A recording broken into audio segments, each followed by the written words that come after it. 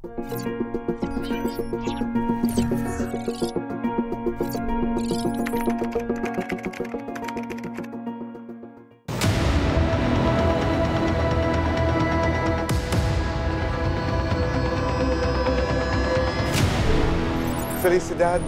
let me call you Ganggang. Opo, sir. Yan ang iyong palayaw? Opo, sir. Yan ang tawag ng lahat? Opo, sir. Kayo ba ni Flor magkapit-bahay? Halos malayo lang na po ng konti, sir. Mga ilang bahay? 7 bahay. Talagang magkapit-bahay. Gaano na kayo katagal magkakilala, magkaibigan? Ninang po siya ng panganay ko. Almost 20 years na may git, sir. 29 na po yung panganay ko eh. Balikan natin yung araw na nag-uusap kayo ni Flor at sinasabi niyang kailangan niya ng pera dahil siya ay nagkasakit. Ano ang nangyari? Ano yung pag-uusap ninyo? Ikwento mo sa amin. Lumapit po siya sa akin. Sabi niya po, Mar, sabi niya, humingi akong tulong kasi ang tawag niya sa iyo ay? Kumari po. Kumari. Oh. Maringgang po. Sabi niya, Mar, sana tulungan mo ko. Kailangan ko ng pera kasi yung pong asawa niya nagkasakit din po. Sige, subukan ko dun sa kaibigan ko. Sabi kong gano'n. Magkano daw ang perang kailangan niya? Umiram lang po siya 20, sir. Hindi, so tinulungan ko po siya. Ako po yung nakaharap siya. Hindi naman po siya umarap, sir. Ako lang po. Kasi kaibigan ko po yung pinagutangan ko. Ngayon, yung pinagutangan ko po yun, ang patakaran po niya, sir, is talagang kada 2 weeks lang po ang interest. Una po, pumirma po ako 22. Kailangan mabigay ko po after 2 weeks. Yun lang po, sir, ang pangako ko. Para po bigyan lang niya ako at matulungan ko po yung si Maring Flor po. Nakabayad naman po siya ng 3 beses na interest kasi kada 2 weeks po is 2,000 po ang tubo. Nakatatlong hulog po siya ng December 28, February 15, tsaka April 30 po, sir. So 6,000 lahat? Opo, 6,000 lang po, sir. Pero hindi nagagalaw ang kapital? Opo, hindi po, yung sir. Yung 20,000 ay naroon pa rin? Opo, sir. Ganun. Anong nangyari? Na-stop po siya, sir. Naunawaan ko naman po siya. Kasi alam ko naman, nagipit siya. Kaso po, sir, ako po yung ginigipit nung kaibigan ko. So, ang ginawa ko po, nakiusap po ako sa kanya. Sabi ko, pwede ba ako makiusap sa'yo? Gawin mo ng kada buwan ang tubo para po makahanap po ko. Then, nagpapatubo pa rin po ako. Pero po yung pinakakapital po, hindi rin po nababawas. Nagpapatubo meaning, noong hindi na kaya ni Flor magbayad, ikaw Ako ang na po. nagdesisyon Opo. na ikaw ang magbabayad. Opo. Tsaka po yung mga pamilya ko, sir, wala po talaga sila kalap. Alam eh, ayoko po kasing magulo yung mga anak ko, mister ko. Ayoko po malaman. Pero alam nila itong kwentong ito? Yung utang po, hindi ko po pinapaalam sa kanila. Hanggang ngayon, alam ba ni Flor, meron ba siyang ideya doon sa tao na inutangan mo? Kilala ba niya yung lender? Hindi po siya lender. Parang ano lang po talaga nagbibigay po, sir. Parang kaibigan lang? Po. Tapos, pag alimbawa po, pag misa po, na kumukuha po ako ng pera na hinuhulugan ko po. Kasi tiwala po siya. Hindi naman po ako nasisira eh. Pag emergency po, nakakalapit ako. Oh. Taga-inyo ba? Opo, taga-inyo. Pero alam niya na umutang ka sa kanya dahil kay Flor. Opo, parang ganun po. Sabi ko, tutulungan ko lang po yung kaibigan ko. Sige, sabi niya, hindi ko kailangan kausapin yung kaibigan mo. Ikaw yung kausapin ko, sabi niya. Nagtiwala po siya. Kasi po yun po talaga yung pinaka-business niya, nagpapayaran po ng pera. So anong nangyari? Yun po, na-stop po. Ang ginawa ko, ako na lang po ang gumawang paraan hanggang po sa para hindi malaman ng pamilya ko. Kasi 3 po yung anak ko, sir. Malalaki na, isang 25, 27, tsaka magti-30 na po. May 3 apo na rin po ako. Ayoko pong magulo yung pamilya namin dahil lang po sa ganun. Ako po yung... So gumawa ka ng paraan? Nagsasuffer po ako. Kaso po yung ginawa kong paraan, parang mali din po. Para mabayaran ko po yung utang ko, para hindi na po lumaki na lumaki. Nagdesisyon po akong isang lako po yung bahay ko. Ito sa kumpare ko.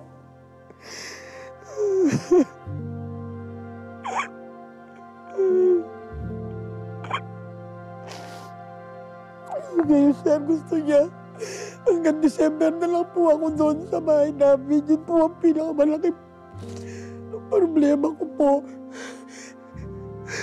Isinanla mo yung bahay na iyong tinitirhan ngayon, Ganggang? Opo, sir. Doon nakatira ang iyong asawa at... Tsaka po yung isang anak ko po, kasi yung 2 po, sa Angeles po, yung isa po sa Pampanga din po, kaso sa Bitas nangungupahan. So hindi po. nila alam na hanggang December na lang at maririmata ba ang tawag doon? Opo, sir. At ang iyong pinagsanlaan ng inyong bahay ay tao din? Pare ko lang po, sir, nagtiwala po siya, sir. Sabi ko, ang alam niya po, magpapagamot talaga ako. Pero hindi ko po kinukwento na ipambabayad ko rin po ng utang po. Magkano ang iyong pagkasanla ng inyong bahay? 70 po. 70. Kasi parang tiwala lang po kasi po, sir, kahit po ipagtanong nyo, marunong po ako makisama sa lugar namin. So naibayad mo doon sa utang, magkano ang binayaran mo? Para po hindi na po lumaki. Dahil yung 20, yung 20,000 na inutang mo sa kaibigan mo para kay Flor, naging magkano na? Nakakahulog po ako ng tubo ngayon. Gusto niya magbigay po ako ng 60 na lang po para matapos. Tapos para po yung tira po, pang pinanggamot ko po. Binuo ko na po ng 60 para gusto niya para hindi na po magtuloy-tuloy yung tubo. So ang natira lang sa iyo ay 10,000? Opo, pinanggamot ko po kasi nagpabiopsy po ako ng bukol. Nag-insulin po ako.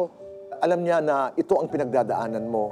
Alam din niya na hindi alam ng iyong pamilya, ng iyong asawa, ng mga anak mo ang utang na ito. Opo, sir. Pero hindi na kayo nag-uusap ngayon. Hindi na. Nagbabangayan ba kayo? Nag-aaway ba kayo pag nagkikita kayo? Minsan po nagpaparinigan tapos nakapagsalita po ako ng hindi maganda sa kanya.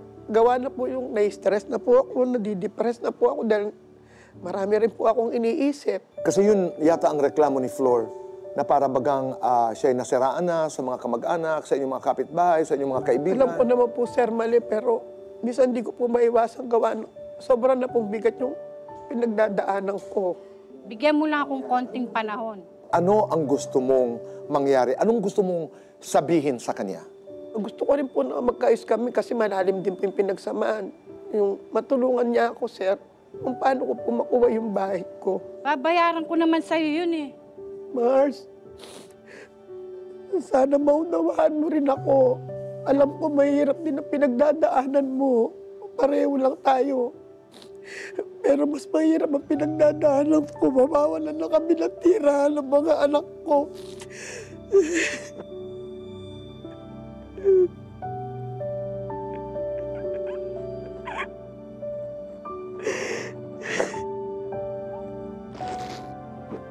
Ganggang, maraming salamat. Mamaya ipagpapatuloy natin ang ating pag-uusap kasama si Ate Pia at Kuya Alan.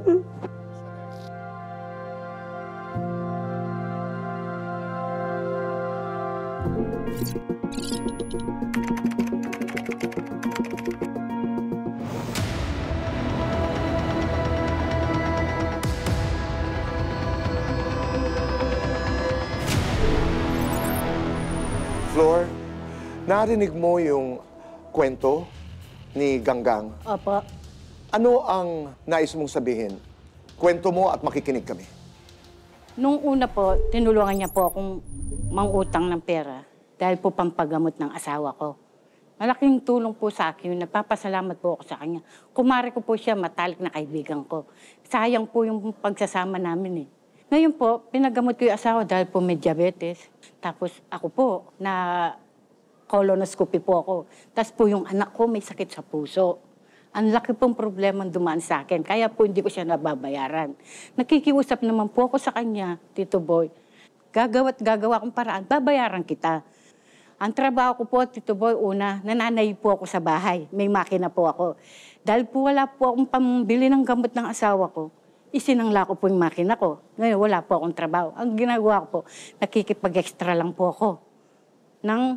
Nagluluto, naglalaba, binibigyan po minsan 300, 400. Pinagkakasya ko po ng gamot namin, tsaka po pang-araw-araw po namin. Nag-aaral pa po yung bunso ko. Ang iyong asawa ay hindi nakakapagtrabaho dahil sa kanyang sakit. Opo. Sinabi ko naman po, Mars, Marenggang, babayaran kita, gagawa kong paraan. Alam mo yan, nakabayad nga ako sa'yo nung una. Ngayon na lang hindi dahil sa nangyari sa amin. Ako nga po, Tito Boy, 6 na buwan maggagamot ako. Sa loob po ng 1 buwan, ang gamot ko, 8,022. 1 buwan lang po ako naggamot, kailangan ko pa po na 5. Pero hindi ko po na gampanan dahil inuna ko muna po yung asawa ko tsaka yung anak ko. Di baling ako, hindi na po. Buti nga ikaw, nagagamot pa ako. Pag nawalan ako ng bahay, paano? Saan kami titira? Oh, may sakit na ako. Mawawalan pa kami ng bahay. Sabi ko, babayaran kita. Tsaka bigyan mo naman ng kahiyan. Kung sino na lang nakukwentuhan mo, kinukwento mo ko. Naiya ako. Paglabas ko sa daan, sinusumbatan mo ako, pinaparinggan mo ako. Pero inaayaan ko yun dahil kasalanan ko eh. Okay lang yun. Pero bigyan mo naman kahiyan kahit konti. Pinapaiya mo ako. Sabi ko, tuwing makita po ako sa daan, lalabas ako. Ayan na naman. Ang tao hindi marunong magbayad. Pero inaayaan ko po kahit sinasabi niya po sa akin yun. Dahil po kasalanan ko. Pero po, nangangako po ako, babayaran ko po siya, gagawa po akong paraan. Kaya lang po, hindi po ako nakabayad sa kanya ngayon. Yun nga po yung problema ng asawa ko. Ako siya yung anak ko.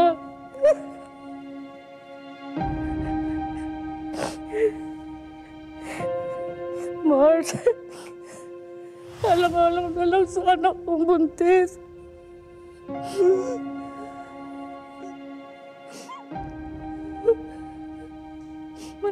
Saka sa magiging apo ko, pagbigyan mo ako, babayaran din kita. Gagawa ko ng paraan.